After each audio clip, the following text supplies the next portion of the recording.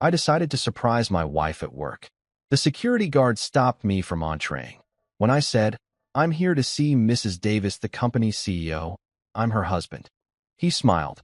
"Sir, the CEO's name is Mrs. Johnson and her husband is coming out right now." I decided to play along. "Look, I'm not saying I'm the greatest husband who ever walked this godforsaken earth, but I'm definitely in the top tier of guys who actually remember their wife's favorite pastries. That's got to count for something, right?" So there I was on what I thought would be an ordinary Tuesday morning, standing in the gleaming lobby of Bright Path Media with a box of ridiculously overpriced eclairs from that bougie French bakery downtown. The one where they pronounce everything with an accent so thick you'd think they just stepped off the plane from Paris, even though the owner's name is definitely Brad from New Jersey. But whatever, Rachel loved their chocolate eclairs, and I loved Rachel. So $23.50 later, I was walking into her workplace feeling like I'd just won the world's most thoughtful spouse award that absolutely nobody was handing out except the jury in my own head. My plan was bulletproof, or so I thought. Walk in, flash my most charming smile at the receptionist, take the elevator up to the executive floor, surprise Rachel in her corner office with the fancy view she'd worked her ass off to earn, hand her the eclairs, steal a kiss that would make the rom-com gods weep with envy, and then maybe, just maybe, humble brag about it later to my buddies during our weekly poker night. You know, casual stuff like, "Oh yeah, I just dropped by my wife's Fortune 500 company to bring her pastries because I'm that kind of supportive spouse." I had it all mapped out in my head, complete with the imaginary slow-motion sequence where she'd look up from her laptop, see me standing there with baked goods, and her face would light up like I'd just presented her with the damn Hope Diamond instead of sugar-crusted choux pastry. Instead, I got about 15 feet into the marble-floored lobby before I was intercepted by what I can only describe as Sergeant Security, a man who looked like he'd been specifically engineered in a laboratory to intimidate people who didn't belong. This guy was built like a commercial-grade vending machine. You know, the kind that dispenses protein shakes and intimidation in equal measure. His shoulders were so broad they could have had their own zip code, and his security badge was pinned to a chest that probably required its own insurance policy. The name tag said Derek, but in my head, I immediately nicknamed him The Wall because that's essentially what I'd just run into. "Authorized personnel only," he barked, and I swear to God, his voice had the kind of bass that could probably shatter windows in a 3-block radius. He wasn't asking. He was informing me of a universal truth, like gravity or the fact that gas station sushi is always a mistake. Now, I'm not an unreasonable guy. I get it. Security protocols, corporate policies, all that fun stuff that keeps the riffraff out and the executives safe from weirdos with questionable intentions. But I wasn't some random dude trying to sell magazine subscriptions or hand out religious pamphlets. I was Rachel's husband, her partner, the guy who'd been there through her MBA program, through the late nights when she was climbing the corporate ladder, through the stress-crying sessions, and the celebration champagne moments. So I straightened up, adjusted my grip on the eclair box, and said with what I thought was pretty reasonable confidence, "I'm Rachel Davis's husband. I'm just here to drop off some pastries." The look he gave me could have curdled milk. It was this perfect combination of pity and secondhand embarrassment, like I'd just told him I believed in the Tooth Fairy and also thought professional wrestling was real. He actually smirked. This guy had the audacity to smirk at me, and said, "Sir, the CEO's name is Mrs. Johnson, and her husband is right there." Time did this weird thing where it simultaneously sped up and slowed down, like when you're in a car accident and your whole life flashes before your eyes, except instead of my life, it was just my morning confidence crumbling into microscopic pieces. I turned in the direction of his meaty finger, and that's when I saw him. Tall, like annoyingly, unfairly tall, the kind of height that makes you wonder if he had to duck through doorways in his own house. Hair perfectly styled in that I woke up like this, but actually spent 45 minutes and 3 products achieving this look kind of way. Wearing a suit that probably cost more than my monthly rent, maybe even my quarterly rent if we're being honest. The kind of suit that whispered, "I have a personal tailor and also generational wealth," without saying a damn word. And there, walking right beside him, laughing at something he'd just said, touching his arm in that casual, familiar way that made my stomach drop like I'd just crested the peak of a roller coaster, was Rachel. My Rachel. Except apparently, she wasn't just my Rachel anymore. Or maybe she'd never been only my Rachel.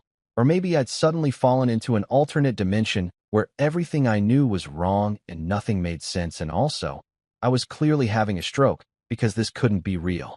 The security guard, Derek, the wall, destroyer of dreams, actually beamed at this guy.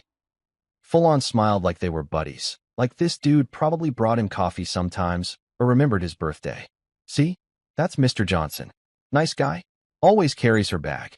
And sure enough, Mr. Tall Dark and what the hell is happening had Rachel's designer briefcase slung over his shoulder like it weighed nothing, like carrying the CEO's personal belongings was just part of his daily routine, like this was totally normal, and I was the crazy one for standing there with my discount pastries wondering if reality had just glitched. I wanted to say something clever, something that would explain that I also carry things for Rachel, like her emotional baggage, her stress about quarterly earnings, her anxiety about whether her mother would make passive-aggressive comments at Thanksgiving dinner. But Derek didn't seem like the kind of guy who appreciated nuance or metaphor. He seemed like the kind of guy who dealt in concrete facts, and the concrete fact was that some other dude was walking around this building being referred to as Mr. Johnson, married to Mrs. Johnson, who apparently used to be Rachel Davis, who was definitely, absolutely, 100% supposed to be married to me, Liam Davis, the guy currently having an existential crisis in a corporate lobby. They disappeared into the elevator together, still talking, still laughing, and I just stood there like an absolute moron, clutching a box of eclairs that were probably melting in my sweaty hands because apparently my body had decided that now was the perfect time to activate every single sweat gland I possessed. The elevator doors closed with a soft ding that sounded weirdly final, like the universe was punctuating the end of my marriage with pleasant elevator music. Somewhere deep inside my brain, buried under the layers of panic and confusion and the beginning stages of what I was pretty sure was a mental breakdown, a small, rational voice tried to whisper that there had to be an explanation. Maybe it was a work thing. Maybe Johnson was her professional name. Maybe this was all some elaborate prank for a YouTube channel I didn't know about.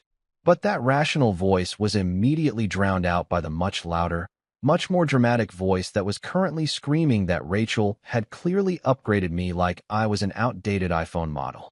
She'd gone out and found herself a better version. Liam 2.0, now with improved height, superior fashion sense, and apparently a last name that matched hers on the corporate directory. The worst part? The eclairs were definitely melting now, chocolate probably seeping through the fancy cardboard box, which felt like a pretty accurate metaphor for how my entire life was currently dissolving into a puddle of confusion and humiliation. I looked down at them, then back up at the elevator that had swallowed my wife and her apparent other husband, then over at Derek, who had already moved on to scrutinizing someone else's credentials because my personal crisis wasn't nearly interesting enough to hold his attention. And that's when I realized that this ordinary Tuesday morning had just become the beginning of either the biggest misunderstanding of my life or the most devastating revelation I'd ever faced. Either way, I was pretty sure I was going to need a lot more than overpriced eclairs to fix whatever fresh hell I'd just stumbled into. For a solid 10 seconds, maybe 15, maybe an hour, honestly, time had completely lost all meaning. My brain just straight up stopped working. Like when your laptop freezes and you can see the cursor, but nothing's happening and you're just sitting there clicking frantically, hoping it'll snap back to life. Except my cursor was my entire consciousness, and the spinning wheel of death was just looping endlessly in my head. I've heard people talk about fight or flight, but nobody ever mentions the third option, which is apparently stand perfectly still in a corporate lobby holding pastries while your entire understanding of reality crumbles around you like a stale cookie.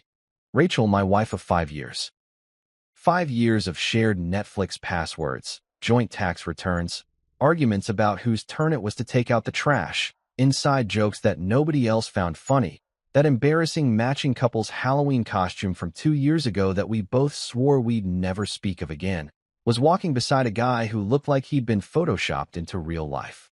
I'm talking catalog model handsome, the kind of attractive that almost feels aggressive, like his face was specifically designed to make other men feel inadequate. He probably had a skincare routine. He definitely had a skincare routine. You don't achieve that level of jaw definition without some serious moisturizing commitment, and possibly the kind of genetics that the rest of us regular humans can only dream about during our most optimistic moments. Derek the security mountain was still standing there, and I swear he looked almost proud, like he was personally responsible for the existence of Mr. Perfect. See? That's Mr. Johnson. Nice guy. Always carries her bag. The way he said it, with this tone of genuine admiration, made me want to scream into the void. Oh, he carries her bag? Well, fantastic. I carry her emotional trauma from that time her college roommate betrayed her trust. And also I once carried her home from her work Christmas party when she had won too many glasses of Prosecco and decided to tell everyone's fortune using hotel lobby furniture as props. But sure, let's give Mr. GQ over there a medal for basic briefcase transportation. I wanted to explain this to Derek, wanted to lay out my entire resume of husband activities, wanted to present a PowerPoint presentation titled, Why I'm Actually the Legitimate Spouse Here, a comprehensive analysis. But Derek didn't seem like the kind of guy who appreciated complex emotional narratives. He seemed like the kind of guy who dealt in simple truths like, that's the CEO's husband, and you're not authorized to be here, and probably, I bench press small cars for fun. As Rachel and her supposed husband disappeared into that elevator, the elevator I'd imagined taking with her, where we'd steal a moment alone before she dove back into her busy executive schedule, I stood there watching the floor numbers light up one by one. First floor, second floor, third floor. Each ding felt like another nail in the coffin of my sanity. They were probably talking about their day, maybe making plans for lunch, perhaps discussing some important business strategy that I couldn't possibly understand because I wasn't part of their world, their perfect, confusing, other husband world. The eclairs in my hands had gone from thoughtful romantic gesture to evidence of my complete failure to understand my own life in record time. The chocolate was definitely melting now. I could feel the box getting warm and slightly soggy, which somehow made everything worse. Even the pastries were giving up on me.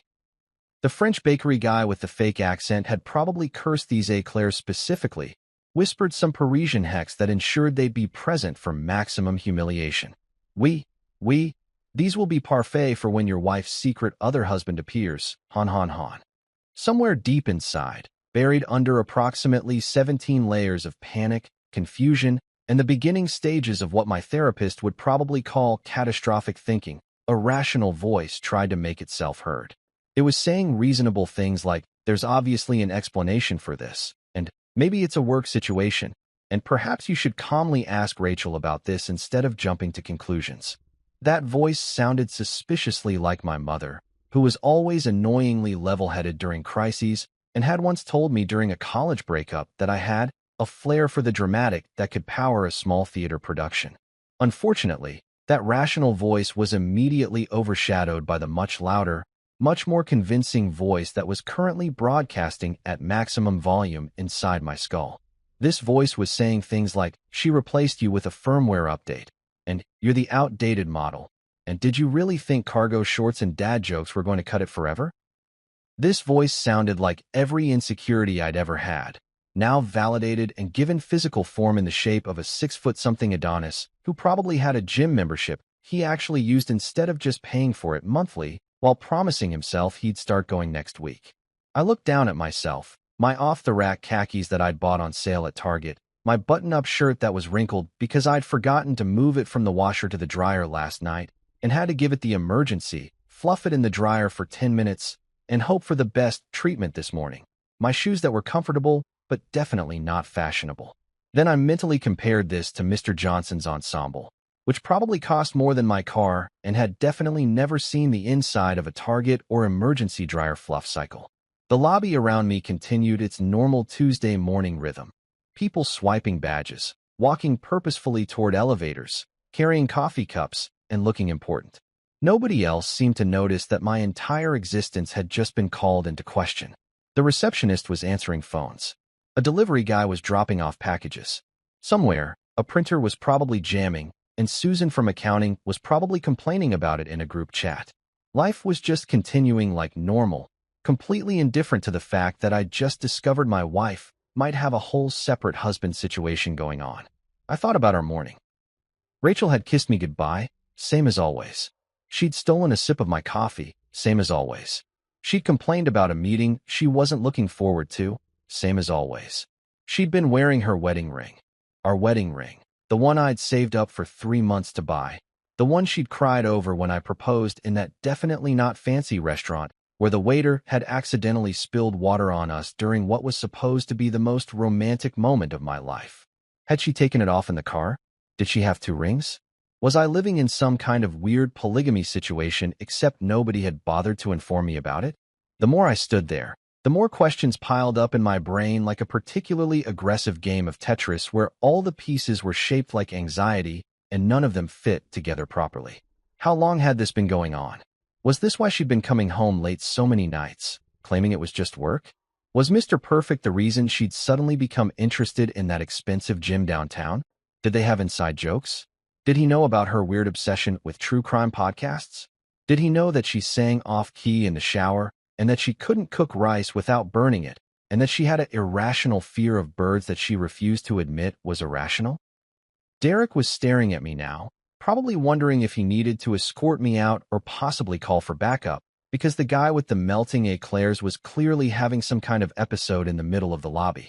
I could see him subtly shifting his weight, preparing to intervene if I decided to do something crazy like actually try to follow my wife up to her office or demand answers, or just collapse into a puddle of confusion right there on the imported marble floor. But I didn't do any of those things. Instead, I did what any rational person would do when their entire reality had just been called into question.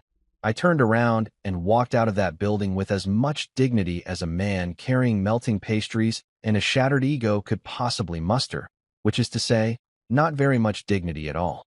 The moment I stepped out of Bright Path Media, the sunlight hit me like a personal attack.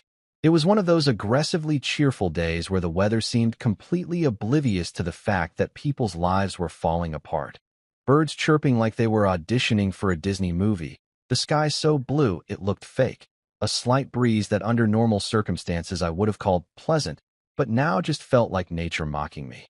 I stood on the sidewalk for a minute, still clutching my box of traitorous eclairs, trying to decide what to do next. Going home felt wrong. Going back inside felt impossible. Standing here like a department store mannequin who'd gained sentience and immediately regretted it wasn't really a long-term solution either. That's when I spotted it across the street. Ground Control, one of those aggressively hipster coffee shops that had probably opened last month and would either become a neighborhood institution or close within 6 months, no in between. The kind of place with exposed brick walls, furniture that looked like it had been salvaged from your grandmother's attic and then distressed for authenticity, and a chalkboard menu written in handwriting so artistic you needed a decoder ring to figure out what was actually for sale. Perfect. If I was going to have a complete mental breakdown, I might as well have it somewhere with good espresso and the kind of atmospheric indie music that made you feel like you were the protagonist in your own sad independent film. I jaywalked across the street with the kind of reckless abandon that only comes from realizing traffic laws seem pretty insignificant when your wife might be committing bigamy, and pushed open the door to Ground Control. A little bell chimed, because of course it did.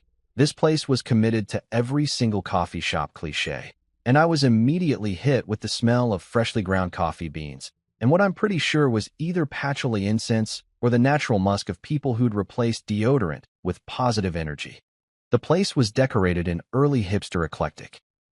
Mismatched chairs, vintage posters for bands I'd never heard of, a bookshelf full of worn paperbacks that I suspected nobody ever actually read, but everyone definitely photographed for their Instagram stories.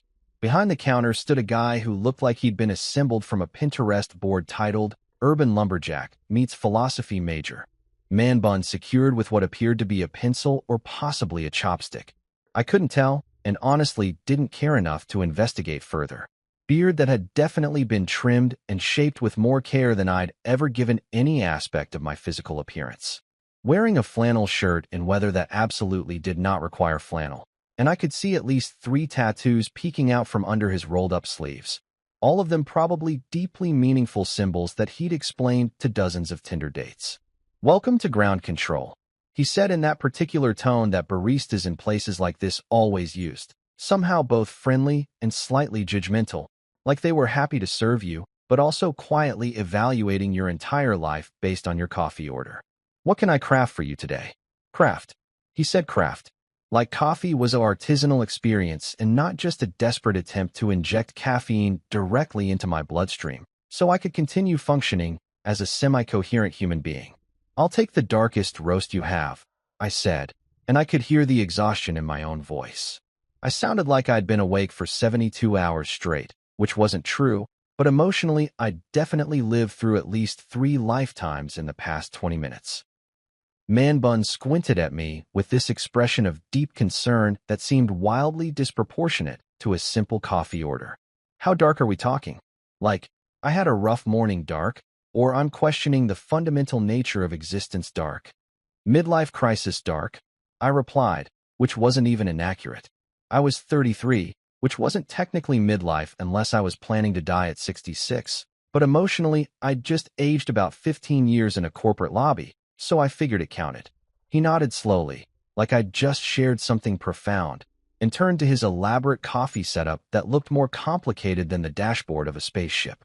While he did whatever mystical ritual was required to produce midlife crisis dark coffee, I grabbed a table by the window, the kind of small, wobbly table that required you to fold up a napkin and stick it under one leg to achieve anything resembling stability.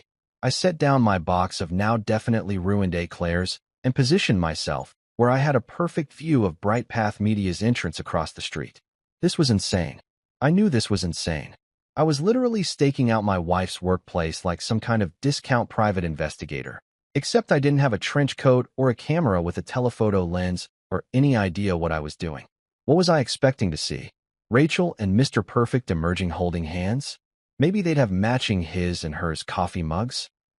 Perhaps they'd stop to make out passionately in front of the building while a convenient photographer captured the moment for the Your Husband Sucks section of the local newspaper? Man Bun appeared at my table with a cup of coffee so dark it looked like it could achieve sentience and start making its own life decisions. Here you go, friend. This blend is called Existential Dread.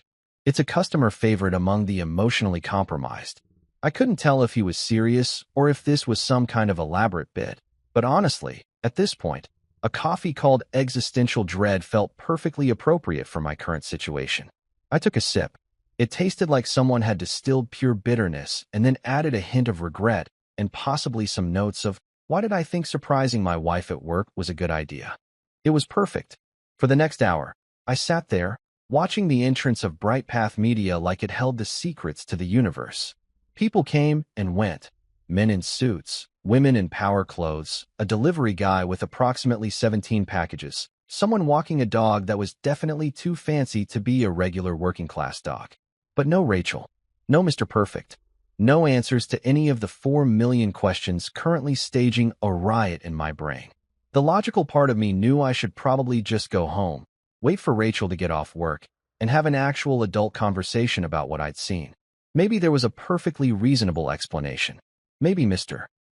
Johnson was her business partner, and Derek the security guard was just confused about their relationship. Maybe I'd hallucinated the entire thing and was currently sitting in a hipster coffee shop having a breakdown over a situation I'd completely imagined.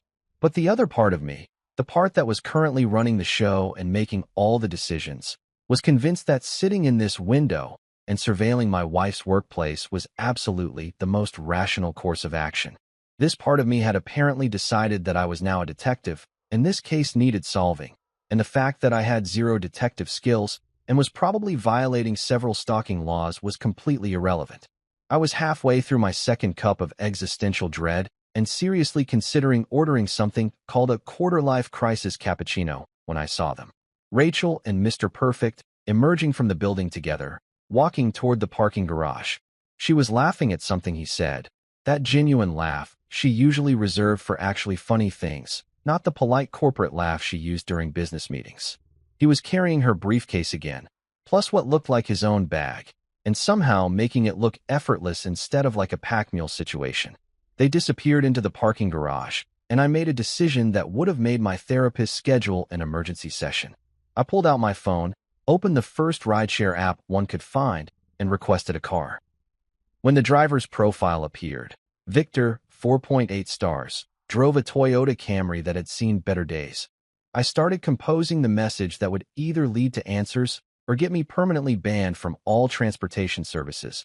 I know this sounds crazy, but I need you to follow someone. Victor pulled up 3 minutes later.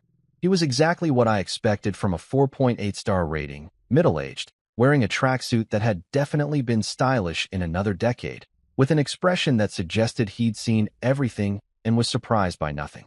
I jumped in the back seat just as a sleek black BMW pulled out of the parking garage. "That car," I said, pointing like I was in a movie, and this was a totally normal thing to say. "Follow that car." Victor looked at me in the rearview mirror, and I watched him make about 17 calculations in his head. Finally, he sighed the kind of sigh that contained multitudes, disappointment, resignation, a touch of amusement, maybe some regret about his career choices, and said, "Always because of woman." He wasn't wrong. He really wasn't wrong. Victor pulled into traffic with the kind of aggressive confidence that made me immediately regret every life choice that had led me to this moment, but also weirdly respect his commitment to the bit. The man drove like he'd been preparing for this exact scenario his entire life, weaving between cars with the precision of someone who'd either done this 1,000 times before or had absolutely no regard for traffic laws and was just winging it.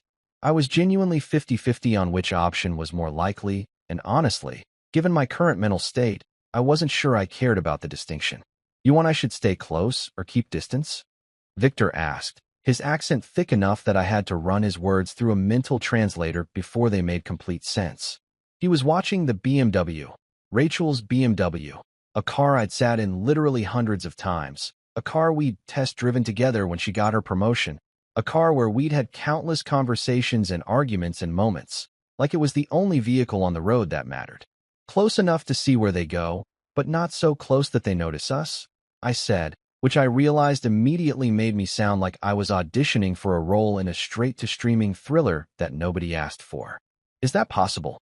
Victor made a noise that might have been a laugh or might have been the sound of him questioning every decision that had brought him to the point of chauffeuring a desperate husband on a surveillance mission. "In my country, I drive taxi in Warzone. This is nothing." I wasn't entirely sure if he was joking or if this was actual biographical information, and something told me it was probably better not to ask for clarification. We followed the BMW through downtown traffic, past the financial district where everyone looked stressed and over-caffeinated, through the arts district where everyone looked stressed but in a more deliberately disheveled way, and finally into the upscale restaurant row where everyone looked stressed but was hiding it behind expensive clothing and the kind of forced casual elegance that only comes from having money. The BMW pulled into the parking lot of the Vine Terrace, and I felt my stomach drop so fast it probably violated several laws of physics. The Vine Terrace, the most romantic restaurant in the entire city. The place with the year-long waiting list unless you were someone important or knew someone important or were willing to slip the maitre d' enough cash to reconsider your importance. The place I'd tried to get reservations for our anniversary last year and had been laughed off the phone, politely, but still definitely laughed at. The place with candlelight and violin players who wandered between tables and a wine list that was probably worth more than my car. Rachel had mentioned wanting to go there once, casually, the way you mention wanting to visit Paris or own a yacht, as a nice fantasy, not an actual achievable goal. And here she was, getting out of the car with Mr. Perfect, who was probably the exact kind of person who could get reservations at the Vine Terrace without even trying. He probably just called and said his name, and they immediately cleared a table and threw rose petals on it, or whatever the hell they did for people who existed in tax brackets I couldn't even conceptualize. Victor parked across the street in a spot that was either illegal or creatively legal. Again, I wasn't sure and didn't want to know. He turned off the engine and swiveled around to look at me with an expression that was equal parts sympathy and the kind of wisdom that comes from having seen too much of humanity's nonsense. "You want advice from old man who has seen many things?" he asked, reaching into his glove compartment and pulling out what appeared to be a slightly crushed blueberry muffin wrapped in a napkin. He handed it to me like he was presenting a sacred artifact. "You look like you need emotional carbs." I took the muffin because at this point, why not? My dignity was already scattered across 3 different locations throughout the city. A mysterious muffin from my rideshare driver's glove compartment was hardly going to make things worse. It was surprisingly good, actually, still warm, which raised questions about how long it had been in there and whether Victor had a side business I didn't know about. But I was beyond caring about food safety regulations. "She is your wife?" Victor asked, gesturing toward the restaurant where Rachel and Mr. Perfect had disappeared inside. "Yeah," I said around a mouthful of muffin that suddenly tasted like sadness and artificial blueberry flavoring. Or at least, I thought she was. Now I'm not so sure about anything. Victor nodded sagely, like I'd just confirmed something he'd suspected all along. "Is always the same story. Man loves woman. Woman loves man. Then maybe woman loves other man. Or maybe man is crazy and woman loves only first man, but man cannot see this because fear makes him stupid." He said this like it was a universal truth he'd learned through years of driving strangers around the city and collecting their emotional debris. We sat there for a minute in what I'm generously calling companionable silence, but was probably more accurately described as two men sitting in a car watching a restaurant like a couple of weirdos. Then Victor reached over and turned on his radio, which immediately started playing what I recognized as a deeply depressing 80s love ballad. Something about hearts breaking and love fading and probably rain, because all sad 80s songs were legally required to mention rain at some point. "You are going inside?" Victor asked, and there was no judgment in his voice, just genuine curiosity about how far down the rabbit hole of terrible decisions I was willing to go.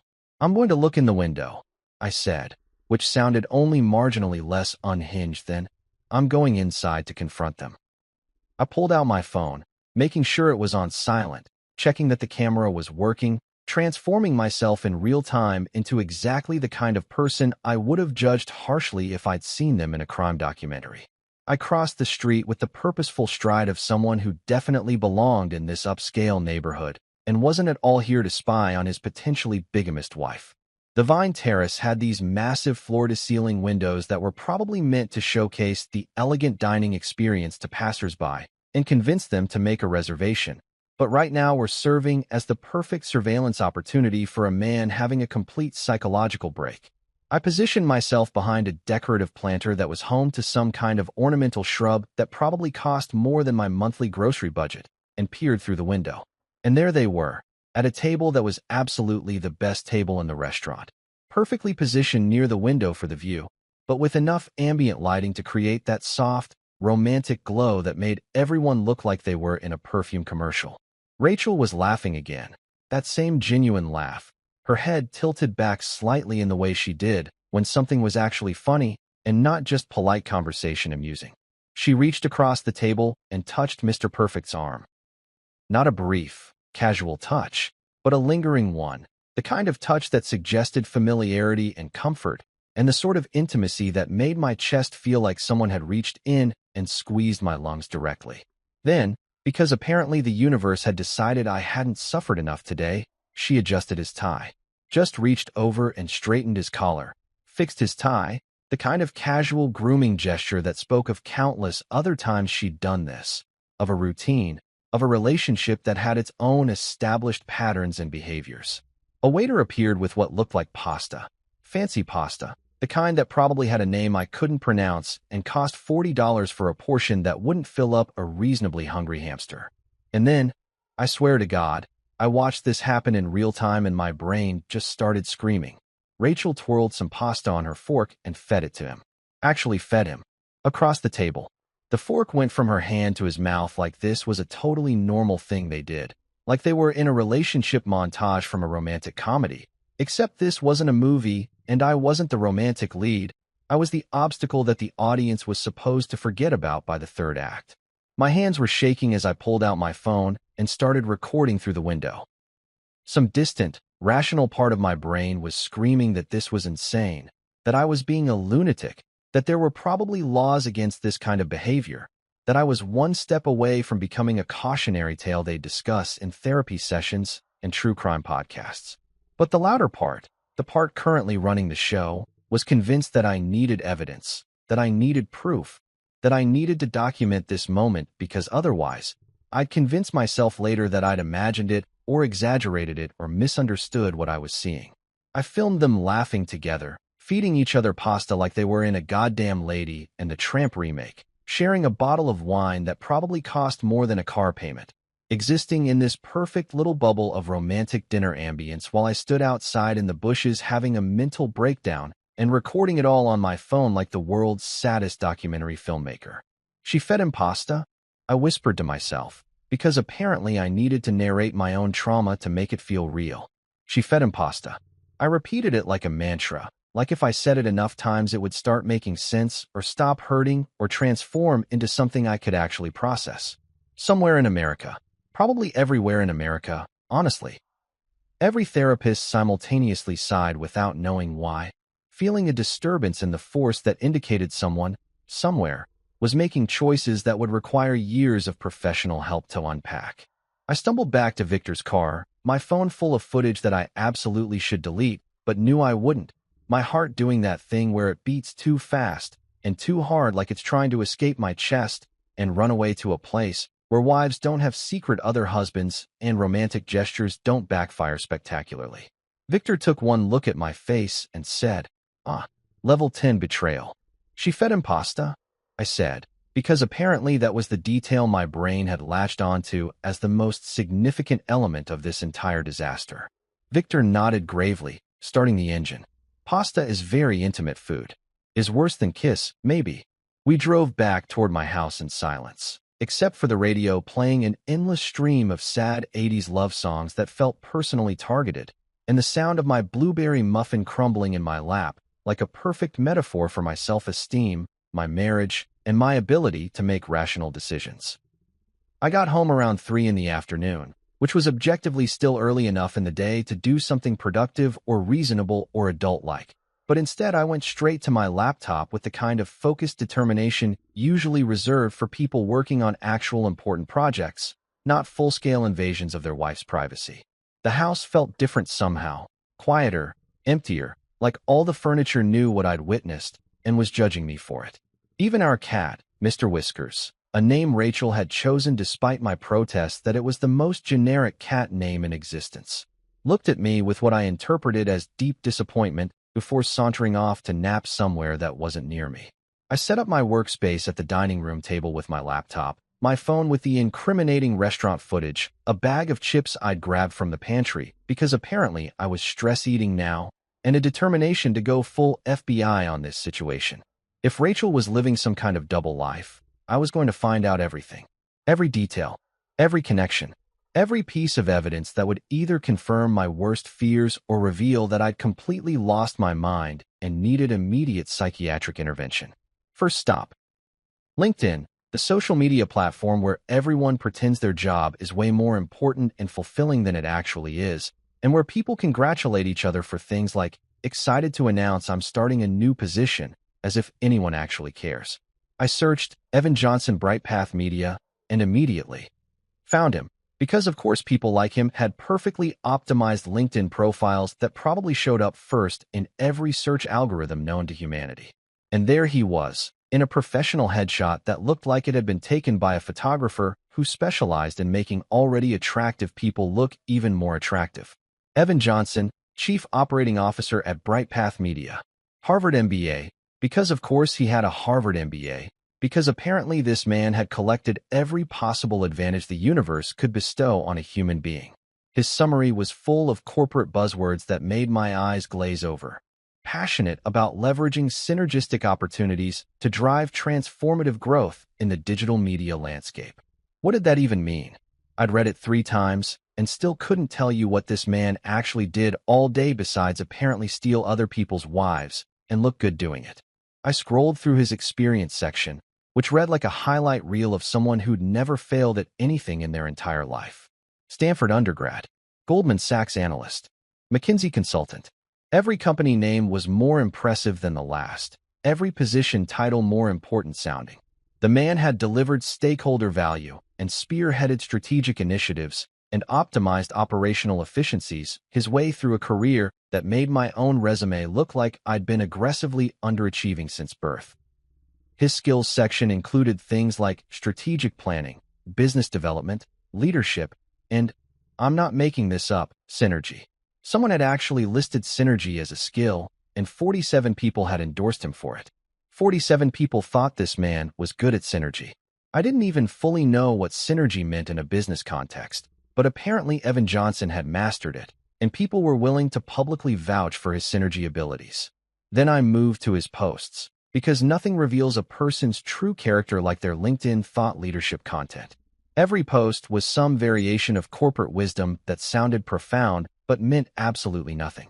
In today's fast-paced business environment, synergy breeds innovation. Yeah, Evan.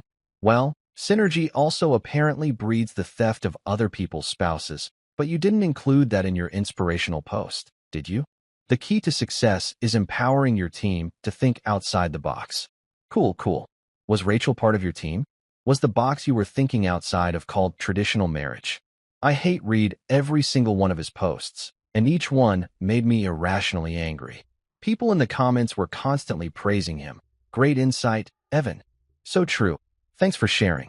And I wanted to reply to every single comment with, "This man is possibly a homewrecker and you're all enabling him with your engagement metrics."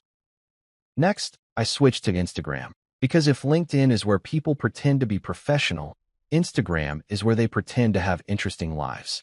Evan's profile was public, another mark against him, honestly, because who keeps their Instagram public? Either people with nothing to hide or people with too much confidence, and I wasn't sure which was worse. His bio was infuriatingly simple. COO at Bright Path Media, Harvard 14 running, and coffee hot beverage man running, complete with emojis, because apparently in addition to his many other accomplishments, Evan Johnson also knew how to use pictographs to convey his personality. His feed was exactly what I expected. Perfectly composed shots of expensive coffee cups on marble countertops, photos from exotic vacation destinations with captions about finding balance and grateful for this moment, pictures from charity events where he was wearing a tuxedo and looking like he'd been born to wear formal wear, and here's where it got interesting. Multiple photos from Bright Path Media Company events. I found it about 15 photos down. A picture from something called the Leadership Summit Retreat from 6 months ago. The caption read, "Building Stronger Teams in Paradise Palm Tree, #leadership, #brightpath, #teamwork." And there, in the photo, on a beach that looked like it had been pulled directly from a screensaver, were Evan and Rachel, standing together, smiling, wearing matching lanyards that said Leadership Summit 2025. The photo had been taken at sunset, naturally, because even their corporate retreat pictures had better lighting than my entire life. Rachel's hand was on Evan's shoulder. They both looked tan and happy, and like they were definitely not thinking about Rachel's actual husband back home, who was probably eating cereal for dinner and watching reruns of shows he'd already seen 5 times. Rachel had never mentioned a leadership retreat. 6 months ago, when this was apparently happening, she'd told me she had a quick overnight conference in the city and had come home the next day complaining about boring presentations and hotel room service. She hadn't mentioned beaches or sunsets or matching lanyards or Evan freaking Johnson with his stupid perfect smile and his stupid Harvard MBA. I screenshot the photo because apparently I was building a case file now, like I was going to present all this evidence to some kind of marriage tribunal and they'd rule in my favor. Your Honor, I submit Exhibit A, beach photo with suspicious body language and undisclosed tropical location. Twitter was next, though Evan's account was mostly just him retweeting business articles and occasionally posting the same corporate wisdom garbage he'd already shared on LinkedIn. Innovation doesn't happen in comfort zones. Well, Evan, neither does marriage fraud, but here we are. By the time I'd exhausted all the major social media platforms, it was past midnight, and I'd entered what I can only describe as an advanced stage of internet-induced paranoia. I'd looked at so many photos of Evan Johnson that his face was probably permanently burned into my retinas. I knew more about this man than I knew about some of my actual friends. I could probably write his biography at this point. Evan Johnson, a life of excellence, synergy, and possibly stealing someone's wife, a memoir. I opened a Notes app document and started typing, because apparently I needed to organize my conspiracy theories in a structured format. The title, The Evan Johnson Situation, an Analysis. Even in my darkest moment, I was still enough of a nerd to format my mental breakdown properly. Facts. Evan Johnson exists and is objectively successful and attractive. He works with Rachel as COO. Security guard identified him as Mr. Johnson, Rachel's husband. They went to romantic restaurant together. She fed him pasta. They went to beach retreat I didn't know about. He carries her bag regularly, according to Derek. They have synergy, professionally speaking, but also maybe literally. Theories. A. Rachel is having an affair with Evan. B. Rachel is somehow married to both of us. Bigamy? C. I'm in a coma, and this is all a stress-induced nightmare. D. I've completely misunderstood everything, and there's a reasonable explanation. E. I've lost my mind and need serious professional help. F. All of the above simultaneously. I stared at my list, the blue light from my laptop screen probably destroying my circadian rhythm and my retinas in equal measure. The chips bag was empty. I couldn't remember eating all the chips, but the evidence suggested I had. Mr. Whiskers had returned and was sitting on the table, staring at me with what I chose to interpret as concern, but was probably just him judging my late-night snack choices. At 3:47 a.m., fueled by chip-induced sodium overload and the kind of insomnia that comes from having your entire reality questioned, I did something I immediately knew was a mistake, but couldn't stop myself from doing anyway. I created a burner Instagram account. The username, definitely__Davis, because apparently even in my darkest moments, I thought I was hilarious. I didn't follow anyone. I didn't post anything. I just sat there with my new anonymous account, looking at Evan's beach photo with Rachel, zooming in on their smiling faces, trying to read body language like I was some kind of expert instead of just a guy having a breakdown at 4 in the morning. The rational part of my brain, the part that sounded increasingly like it was screaming from very far away, possibly from a different dimension where I'd made better choices, was trying to tell me to just go to bed, to talk to Rachel in the morning, to handle this like an adult. But that voice was drowned out by the much louder voice that was convinced I was onto something, that I was solving a mystery, that all this late-night internet stalking was actually productive and not at all the behavior of someone who desperately needed intervention. I finally closed my laptop around 4:30, my eyes burning, my brain full of corporate synergy posts and beach photos and too many theories about my own life. Tomorrow, well, technically today, I'd figure out what to do next. Tonight, I'd just sit in the darkness of my dining room, surrounded by empty chip bags and conspiracy theories, wondering how a simple eclair delivery had turned into whatever this was. Spoiler alert, it was about to get so much worse before it got better.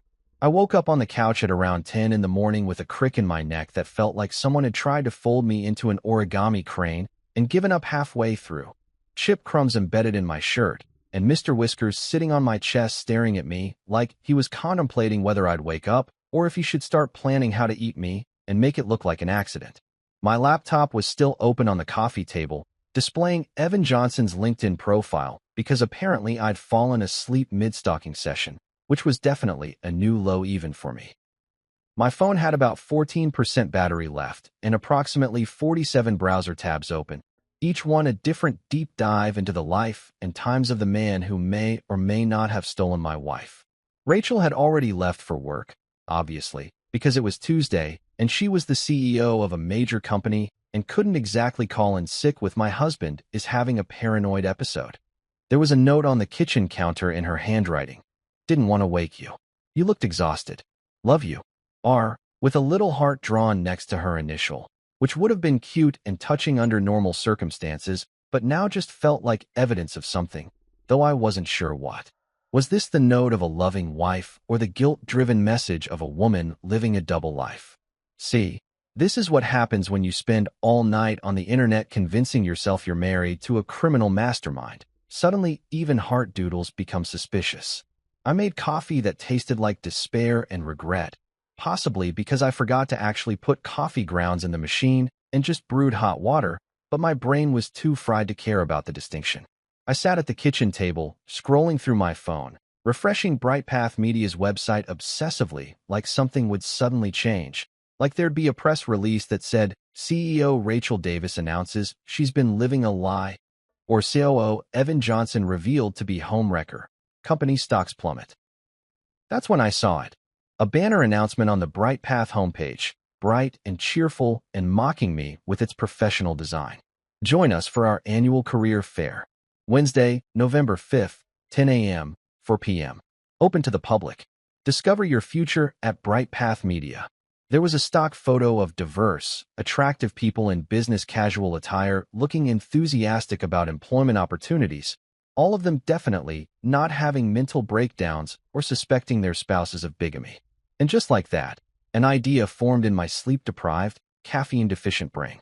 An idea so spectacularly stupid that it immediately felt like the only logical course of action. I could go to this career fair.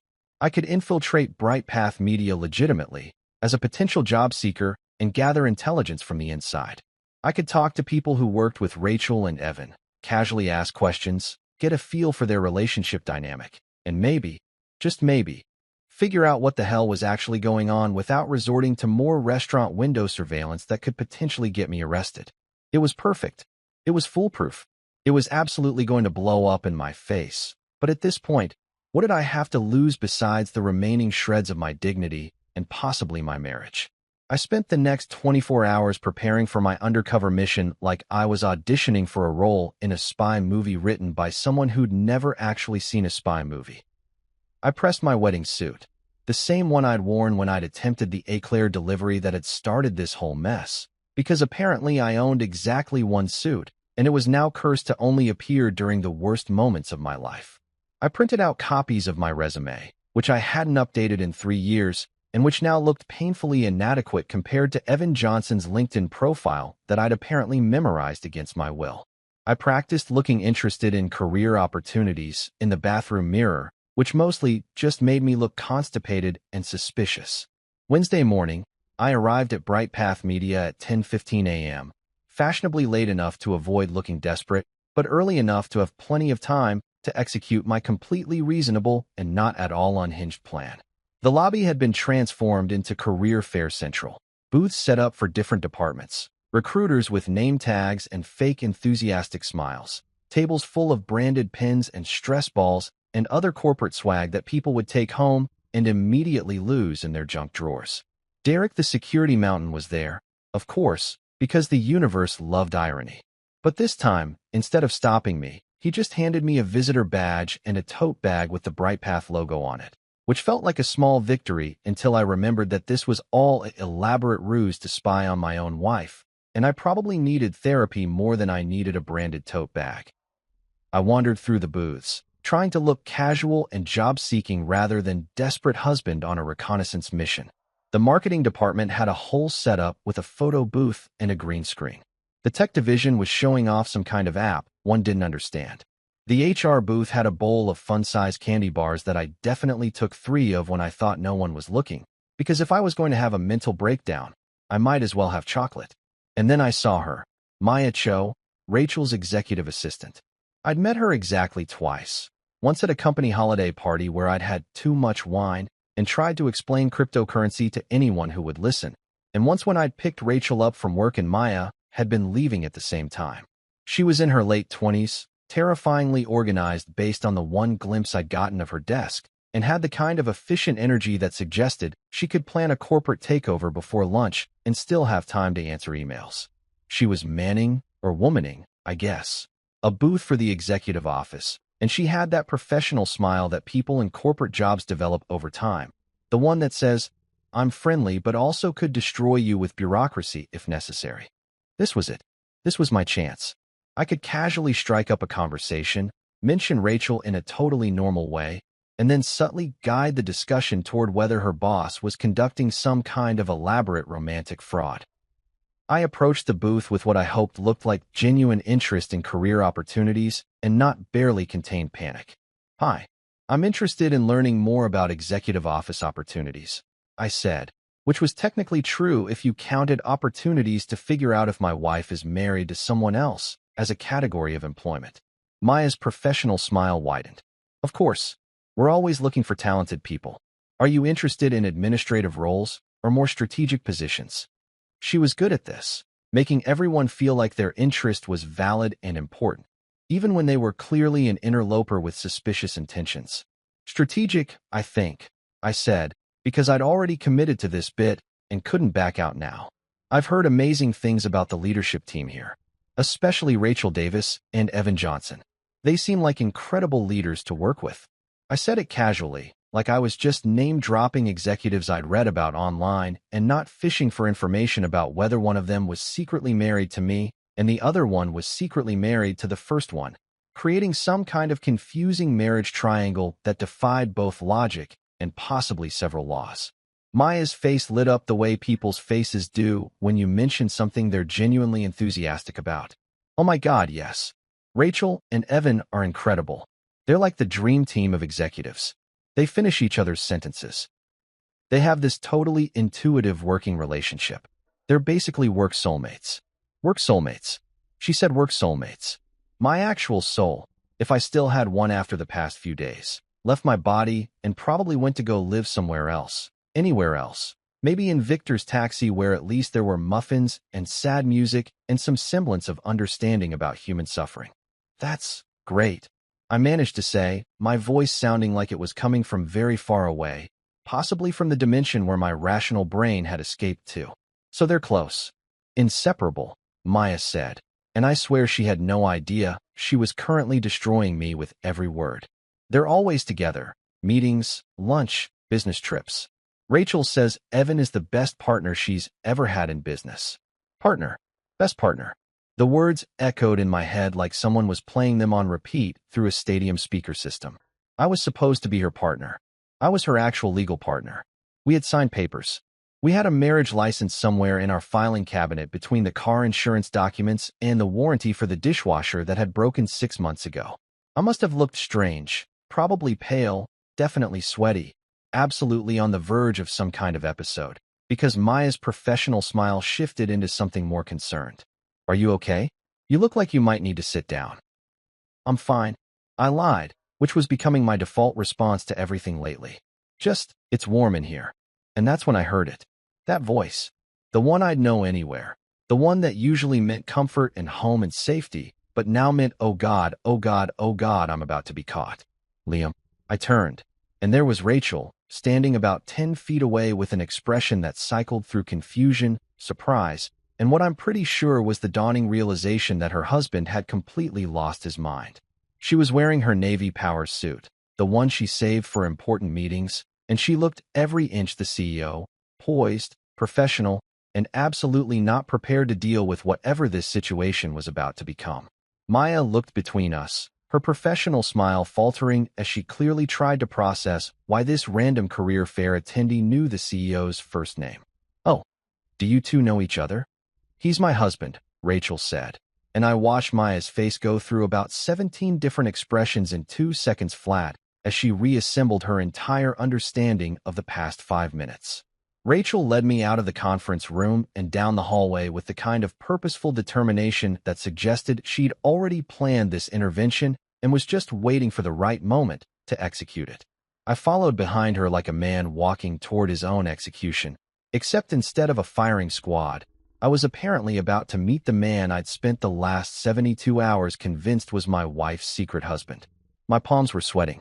My heart was doing that thing where it felt like it was trying to escape through my ribcage. The corporate hallway seemed to stretch on forever, each step echoing off the polished floors like a countdown to my humiliation. We stopped outside an office with a nameplate that read Evan Johnson, Chief Operating Officer, in that elegant font that probably cost more than my entire education. Rachel knocked twice and opened the door without waiting for a response, because apparently when you're the CEO, waiting for permission is optional. Evan was sitting at his desk, which was somehow both immaculately organized and aesthetically pleasing in a way that made me irrationally annoyed. Everything had a place. His laptop at a perfect angle, a small succulent in a geometric planter, a framed photo that I could now see featured him and another man with 2 poodles, and a coffee mug that said Synergy Happens, which I desperately wanted to hate, but couldn't because it was objectively funny. He looked up when we entered, and his face went through a rapid sequence of expressions, professional greeting, recognition, and then something that looked like delighted realization. "Oh my God," he said, standing up with a smile that was somehow both amused and genuinely warm. "You must be Liam." Rachel texted me. Definitely _Liam Davis himself. In the flesh. He came around his desk and extended his hand. "Evan Johnson, alleged secret husband and apparent homewrecker. Nice to finally meet you properly." I shook his hand, feeling my face burn with embarrassment so intense it probably could have powered a small city. I am so sorry, I managed to say. I thought that I'd stolen your wife? Evan finished, still smiling. Yeah, Rachel filled me in on the highlights. The restaurant stakeout? The taxi driver philosopher? The career fair infiltration? Honestly, it's like something out of a rom-com. Except instead of the meet cute, it's the meet awkward misunderstanding. I filmed you through a restaurant window, I said, because apparently I needed to catalog all my crimes out loud to truly appreciate their magnitude. I watched you and Rachel eating pasta, and I convinced myself it meant something sinister instead of just two co-workers having dinner. The pasta incident. Evan laughed, a genuine full-body laugh that made me understand why people probably enjoyed working with him. Okay, so context. My boyfriend Marcus has me on this insane diet where I can't eat carbs after 6 p.m., and Rachel thinks it's the funniest thing in the world. She's been torturing me for weeks by eating bread and pasta in front of me. The feeding me pasta thing was her being deliberately evil because she knows I'm weak and Marcus checks my fitness app. He shook his head. If you'd stuck around for another 30 seconds, you would have seen me take one bite and then immediately text Marcus a confession and a promise to do extra cardio. Rachel perched on the edge of Evan's desk, looking way too amused by this entire situation. Should we tell him about the time you cried during the Pixar presentation? Absolutely not, Evan said. A man cries during one emotionally manipulative scene about a robot learning to love, and suddenly, it becomes his defining characteristic. He turned back to me. But seriously, even if I were straight, which let me be incredibly clear, I am so far from straight that I'm basically a circle, Rachel would still pick you. She literally never shuts up about you. Liam said the funniest thing. Liam made me breakfast. Liam found this ridiculous YouTube video I have to show everyone. You're like her favorite topic of conversation besides quarterly earnings reports. Really? I asked Rachel, who had the decency to look slightly embarrassed. You're very quotable, she said defensively. And you do find good YouTube videos. Before I could respond, there was a knock on the door, and a man walked in who could only be Marcus. He was tall, impeccably dressed in the kind of casual but clearly expensive outfit that suggested he understood fashion in a way I never would, with perfectly styled hair and the kind of presence that made you immediately pay attention. He was carrying 2 coffee cups and stopped dead when he saw me, a slow smile spreading across his face. No way, he said, looking between me and Evan. Is this him? Is this the spy husband? He turned to Evan. Babe, you didn't tell me we were having the confrontation today. I would have brought popcorn. Marcus, this is Liam, Evan said, gesturing to me like I was an exhibit in a museum. Liam, this is Marcus Vega, my boyfriend of 6 years, co-parent to our poodles, and the reason I can't eat carbs after 6. Marcus set down the coffee cups and immediately came over to shake my hand with enthusiasm that seemed disproportionate to the situation. Dude, I have been dying to meet you. Evan told me everything. The restaurant surveillance? The LinkedIn deep dive? Creating a burner account to look at beach photos from 6 months ago? That's commitment. That's love. That's honestly kind of iconic. It's embarrassing, I corrected him. It's both, Marcus said cheerfully. It can be 2 things. But seriously, the fact that you went full detective mode because you thought someone was moving in on your wife? That's actually kind of sweet in a restraining order adjacent way. He grabbed one of the coffee cups and handed it to Evan. Also, for the record, Evan talks about Rachel constantly too, but it's always work stuff. Rachel had this brilliant strategy. Rachel restructured the team dynamics. It's very boring and professional. You, however, get the good stories. Like the time you accidentally adopted a cat because you thought it was lost, but it actually belonged to your neighbor, and you'd been feeding it for 3 weeks before anyone told you. Mr. Whiskers, Rachel said, laughing. I forgot about that. You were so offended when Janet from next door came to claim him. I'd bonded with that cat, I said defensively. We had a routine. You'd bought him a bed and a custom name tag, Rachel added. Janet had to very gently explain that his actual name was Buttons, and he was just playing you for extra meals. Marcus was grinning. See, these are the stories we hear. Not Liam is having an identity crisis and stalking his wife. But Liam accidentally stole a cat through pure cluelessness. You're a legend in this office, and you didn't even know it. The four of us ended up sitting in Evan's office for the next hour, and somehow, impossibly, it stopped feeling like a humiliating intervention and started feeling like hanging out. Marcus was hilarious and sharp and made fun of Evan's corporate jargon with the kind of affectionate mockery that only comes from years of partnership. Evan told stories about board meetings and Rachel's habit of making pop culture references that nobody else understood. Rachel revealed that she'd actually been trying to set up a dinner for all of us to meet for months, but could never find a time that worked with everyone's schedules. Although this is definitely a more memorable first meeting, Marcus said, most people just do dinner and small talk. You went for the full stalker experience. Really committed to making an impression. I'm never going to live this down, am I? I asked. Absolutely not. All three of them said in unison. Marcus pulled out his phone and showed me pictures of Dolce and Gabbana, the poodles, who were indeed wearing designer outfits in most of the photos. This is from last week's photo shoot, he said, showing me a professional quality picture of two poodles in matching sweaters. We did a fall theme. The photographer took 3 hours to get the lighting right. You hired a photographer for your dogs? I asked. We hire a photographer quarterly, Evan corrected. They have their own Instagram account. 12,000 followers. It's very serious. Rachel was scrolling through her phone and suddenly held it up to show everyone. Oh my God, I forgot I took this. It was a screenshot from my burner account, definitely _not_Liam_Davis, showing that I'd looked at one of Evan's posts from 3 years ago. This is from a company retreat in Colorado. You scrolled back 3 years to look at Evan snowboarding. I was being thorough, I said weakly. You were being unhinged, Marcus countered, but he was smiling. But in an endearing way. Evan, we should frame this. The time someone cared enough to Instagram stalk you.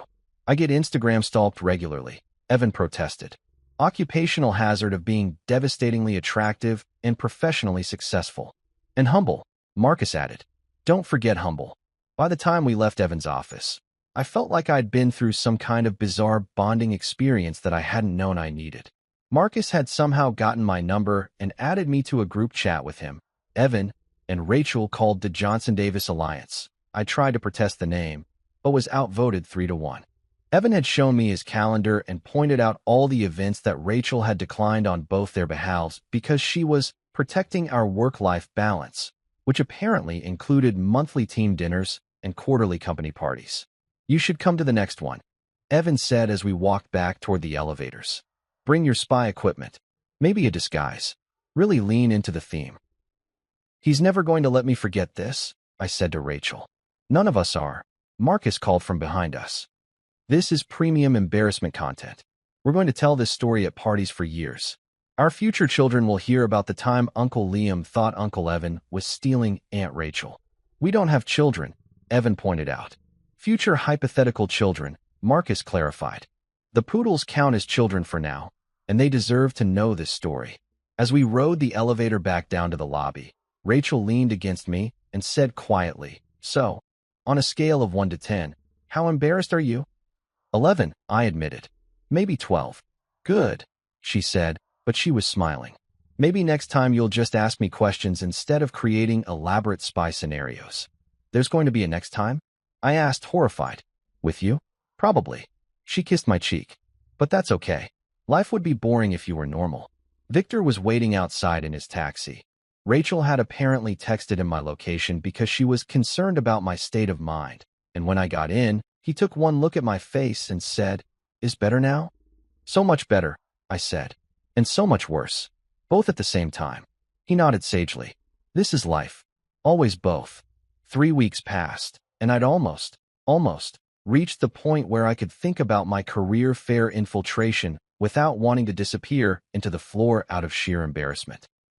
Marcus had made good on his promise to never let me forget it, sending approximately 47 memes to the group chat that somehow all related to my detective work, my surveillance skills, or my general inability to just ask my wife a simple question like a normal human being. Evan had started calling me Agent Davis in every single message, and Rachel thought the whole thing was so funny that she'd told the story at what I'm pretty sure was every single work function she'd attended since. Life had returned to something resembling normal.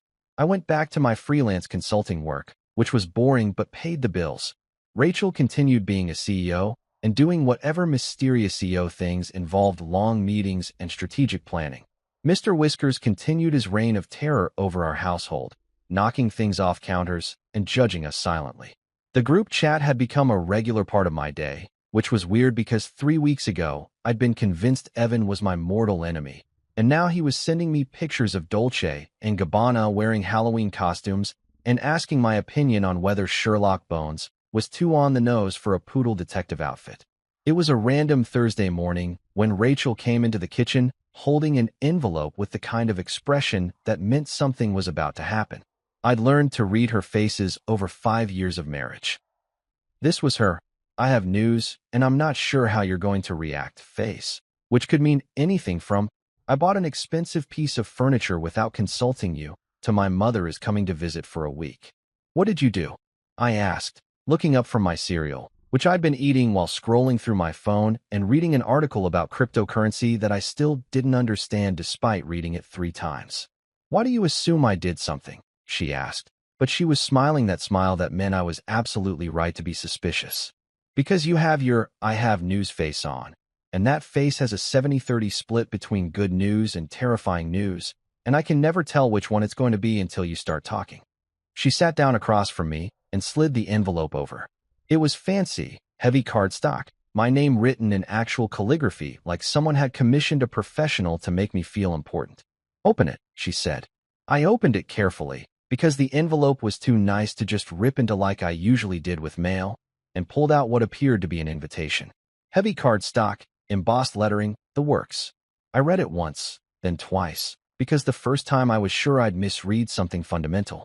"You're invited to the grand opening of the Davis Wing, Mercy Hospital, a new pediatric care facility made possible through the generous support of the Johnson Family Foundation and Bright Path Media." I looked up at Rachel, then back at the invitation, then back at Rachel. "The Davis Wing?" "As in, our last name Davis." "As in our last name Davis," she confirmed, still smiling. "Remember that consulting bonus you got 2 years ago from the Henderson Project?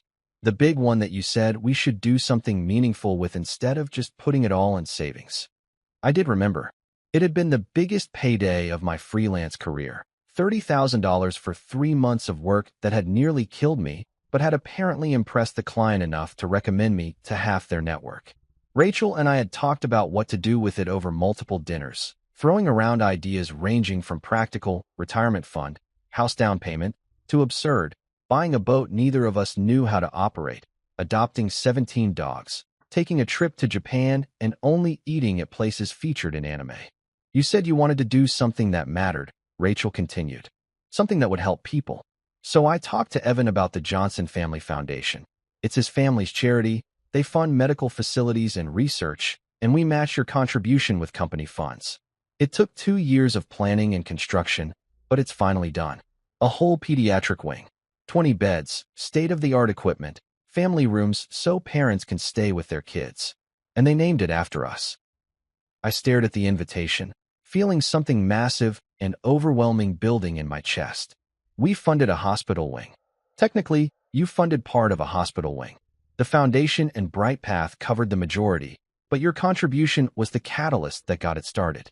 Evan's family has a personal connection to pediatric care.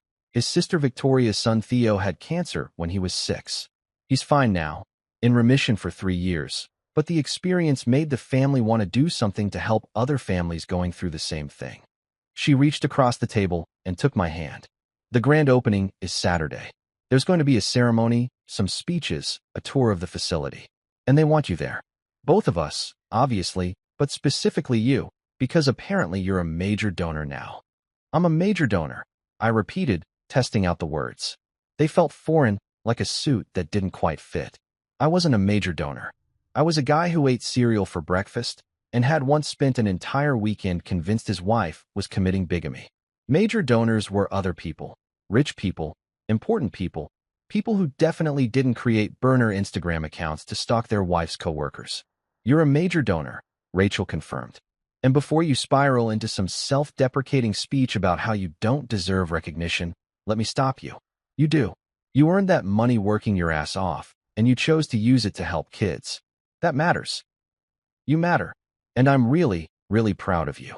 Saturday arrived faster than I wanted it to, mostly because I'd spent the intervening days in a low-grade state of panic about having to attend a fancy hospital opening where I'd presumably have to talk to important people and pretend I was the kind of person who regularly contributed to charitable causes instead of someone who'd spent the last month creating elaborate spy scenarios in his own head.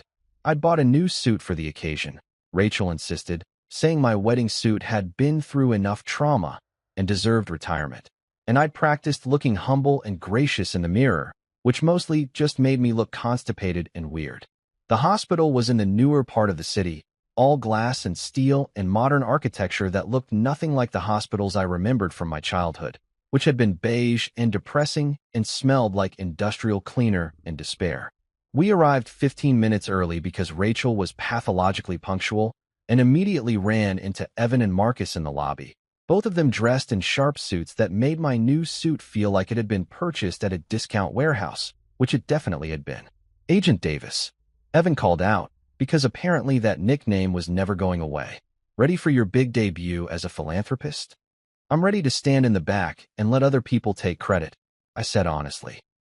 Absolutely not happening, Marcus said, linking his arm through mine like we were old friends instead of people who'd met 3 weeks ago under the worst possible circumstances. You're getting full credit. We've already seen the program. Your name is in there. There's probably going to be a plaque. You might have to give a speech. Nobody said anything about a speech, I said, looking at Rachel with what I'm sure was barely concealed panic. Nobody's making you give a speech, she assured me. Probably, unless they ask, in which case, you should definitely do it. You're all terrible, I informed the group. Every single one of you. But you love us anyway, Marcus said cheerfully. That's your fatal flaw. You're too nice to tell us to leave you alone. We made our way to the new pediatric wing, following signs that led us through hallways that smelled like fresh paint and new carpet instead of the usual hospital smell. The Davis wing was on the 3rd floor, and when we walked through the doors, I actually stopped in my tracks. It was beautiful, not in the sterile, intimidating way hospitals usually were, but in a way that felt warm and welcoming and designed with actual human beings in mind. The walls were painted in soft, calming colors, blues and greens and gentle yellows. There were murals of trees and animals and stars, clearly painted by someone with actual artistic talent. The nurse's station was designed to look less clinical and more like a comfortable desk you'd see in a nice office. Large windows let in natural light. There were family rooms with couches and chairs that actually looked comfortable, not like the torture devices hospitals usually provided. Holy shit, I whispered, and Rachel squeezed my hand. You did this, she said quietly. Well, we did this. But you're the one who said we should do something meaningful. People started arriving. Hospital administrators in suits, doctors in white coats, nurses in scrubs, families who'd be using the facility, reporters with cameras and notebooks. There was a podium set up near the entrance with a ribbon stretched across the doorway, and I realized with growing horror that this was actually happening, that there was going to be an actual ceremony with actual speeches, and I was somehow part of this. Evan's sister Victoria arrived with her son Theo, a 10-year-old kid with enormous energy and the kind of smile that suggested he found everything in the world fascinating and slightly hilarious. He was wearing a suit that matched his mom's professional attire, but he'd paired it with sneakers that had lights in them, which I immediately respected. You must be Liam, Victoria said, shaking my hand with a grip that suggested she didn't mess around. Evans told me all about you. The surveillance, the career fair, the burner account, all of it. I think it's incredibly romantic in a deeply concerning way. That seems to be the general consensus, I admitted. Theo was staring up at me with the kind of unfiltered curiosity that only kids could pull off. Are you really the guy who thought Uncle Evan was married to Mrs. Davis? Theo, Victoria said in that warning tone that all parents seem to develop. I really am, I told him, because lying to kids seemed wrong. I made a big mistake and didn't ask the right questions. It was pretty dumb. Uncle Evan says you followed them to a restaurant and filmed them through the window. Theo continued, completely undeterred by his mother's warning look. That's like spy stuff. That's cool. It's really not cool, I said. It's actually kind of creepy and something you should never do. But it makes a funny story, Theo countered with irrefutable kid logic. The ceremony started a few minutes later, and I found myself standing near the podium with Rachel, Evan, Marcus, Victoria, and several hospital administrators whose names I immediately forgot because my brain was too busy panicking about the possibility of having to speak in public. The hospital CEO gave a speech about community and healing and the importance of pediatric care. Victoria spoke about her experience with Theo's illness and her family's commitment to helping other families. Evan gave remarks that managed to be both professional and genuinely moving, talking about how businesses had a responsibility to invest in their communities. And then Rachel was at the podium, and I realized too late that she was talking about me. 2 months after the hospital wing opened, I'd somehow become a regular volunteer there, which wasn't part of any plan, but had happened organically after Theo had asked if I wanted to help with the new gaming room they were setting up for patients. Turns out, spending time with kids who were dealing with serious medical issues put my ridiculous marriage paranoia into perspective real quick.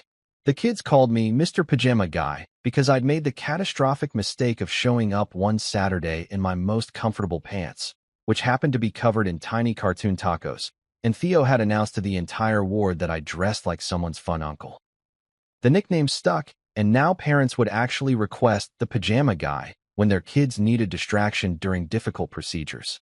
Evan and Marcus became regular visitors too, usually bringing pizza and the latest gossip from Brightpath, which the older kids found weirdly entertaining.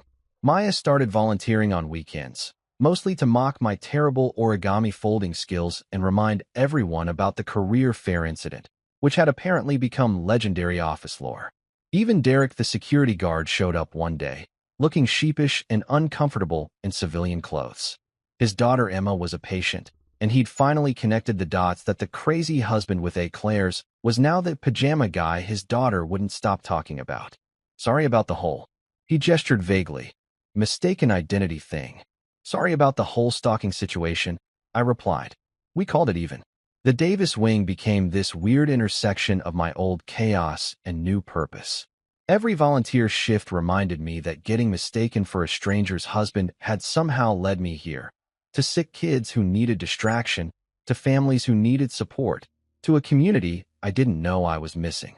Sometimes the universe's weirdest detours ended up exactly where you needed to be.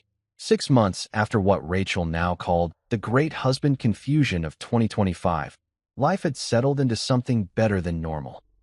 It was normal with purpose, normal with perspective, normal with a group chat that never stopped roasting me and a hospital wing with my name on it. Rachel and I finally had the kind of peace that comes from surviving something ridiculous together and coming out stronger on the other side. We'd also started couples therapy, mostly because our therapist Dr. Morrison heard the story and said, "Oh, you two definitely need professional help processing this," which was fair. Turns out, jumping to catastrophic conclusions instead of having conversations was a pattern worth exploring, according to someone with multiple degrees and a lot of patience for my nonsense. Evan and Marcus became actual friends, the kind who showed up for dinner unannounced and raided our fridge, who knew our Netflix password and judged our viewing choices, who'd integrated so completely into our lives that I couldn't remember what it was like before I thought Evan was my romantic rival. Marcus had convinced me to join his gym, where I lasted exactly 2 sessions before realizing I was perfectly happy with my current fitness level of can walk upstairs without dying. Theo kept building increasingly elaborate Lego versions of me in various pajamas, which his mom framed and gave me for my birthday. I hung them in my home office, because they reminded me that sometimes your biggest embarrassments become your favorite stories. The volunteer work at the Davis Wing became the highlight of my week. The kids, the families, the feeling of actually mattering in someone's day. Rachel would sometimes stop by after work, and I'd catch her watching me read to a kid or help set up the gaming systems, and she'd have this expression that made every stupid decision I'd made worth it. Sometimes, late at night when we were on the couch and she was doing work emails while I scrolled through the group chat's latest meme about my surveillance skills, Rachel would look over and say, "Remember when you thought I was married to Evan Johnson?" And I'd reply, "Remember when you fed him pasta and broke my brain?" And we'd laugh, because it was funny now, because we'd survived it, because sometimes love means getting everything spectacularly wrong and finding your way back to right. I still wore my taco pajamas proudly. They reminded me that even the dumbest misunderstandings could lead somewhere beautiful. If you were lucky enough to have people who loved you through the chaos, laughed at your mistakes, and stuck around for the story you'd tell together afterward.